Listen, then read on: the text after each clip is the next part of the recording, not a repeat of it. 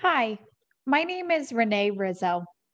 This will be a teacher-facing video which will show you assessment techniques for students in alternate assessment settings that are aligned to the Danielson Framework Component 3D. Danielson Component 3D, using assessment in instruction for students in alternate assessment settings. At the highly effective level, the rubric states, assessment is fully integrated into instruction through extensive use of formative assessment. Students appear to be aware of, and there is some evidence that they have contributed to the assessment criteria. Questions and assessments are used regularly to diagnose evidence of learning by individual students. A variety of forms of feedback from both teacher and peers is accurate and specific and advances learning. Students self-assess and monitor their own progress. The teacher successfully differentiates instruction to address individual students' misunderstandings. First critical attribute described in the rubric. Students indicate that they clearly understand the characteristics of high quality work, and there is evidence that students have helped establish the evaluation criteria. This can be demonstrated by the teacher reviewing a rubric created in collaboration with students, which contains the expectations for students at the beginning of each blended or remote lesson. Then, referring to the rubric at different times throughout the lesson to provide students targeted feedback based on the explicit expectations contained in it.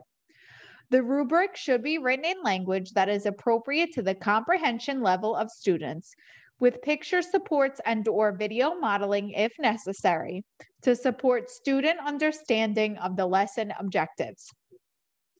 Students evaluating the quality of their own answers based on the expectations spelled out in the rubric. Second critical attribute described in the rubric.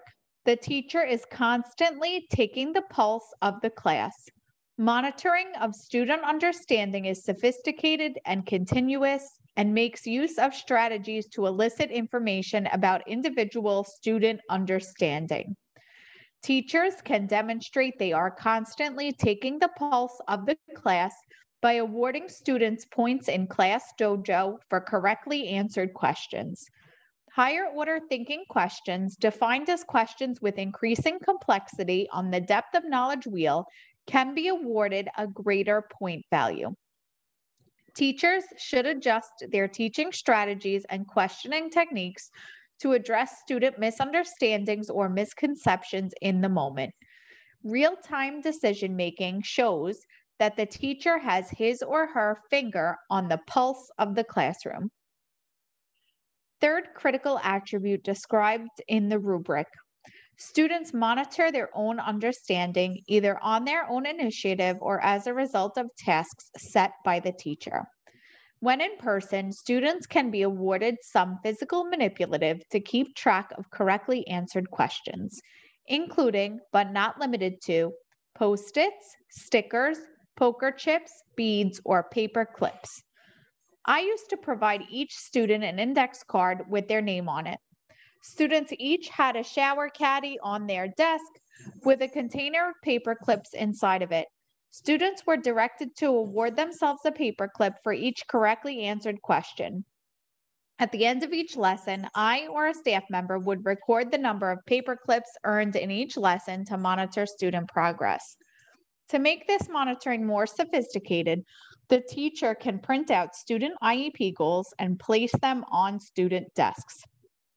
When lesson planning, the teacher should embed questions aligned to student IEP goals. When students are awarded the paper clips based on performance on IEP targets, teachers can use this data for IEP progress monitoring. Fourth critical attribute described in the rubric.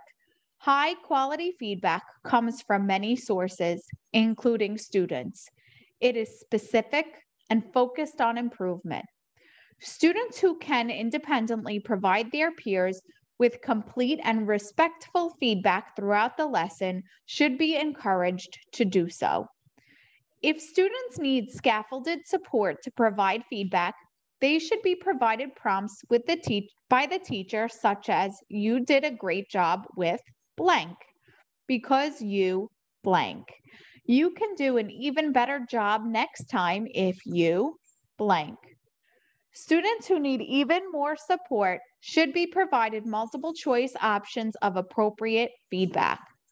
Students who are nonverbal or require the greatest deal of teacher support should provide feedback with speech output devices, with appropriate feedback to peers pre-recorded by the teacher.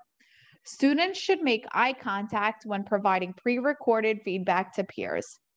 Peer-to-peer assessment gives students in alternate assessment settings the opportunity to practice social skills, which is essential for their development. The next thing I would like to show you is a student self-assessment that I used to provide to my students at the end of every lesson that we completed in the class. I created the original version of this self-assessment in 2014 in collaboration with my former colleague, Natalie Cheng. I, of course, asked her for permission before including this resource in the video, and she enthusiastically agreed to let me use it. So, did I find this lesson interesting? Yes, I did, or no, I didn't. What was interesting, or what did you think was not interesting? How did I find the questions? Too easy, too hard, or just right? How much help did I need to answer the questions? A lot or a little? What is one thing you remember from this lesson? And did I try my best to answer questions? Yes, I did, or no, I didn't. This particular version of the lesson, of the assessment, would be a paper copy, not an electronic copy for students to fill out. But being that we teach students now in both blended and remote settings, you can adapt something similar in Google Forms to make the answers to these questions electronic. You could also make a quiz in Nearpod if you wanted to do some sort of electronic adaptation of this. So just to review, this was a teacher-facing video which showed you assessment techniques for students in alternate assessment settings that are aligned to Danielson Framework Component 3D. Thank you for watching.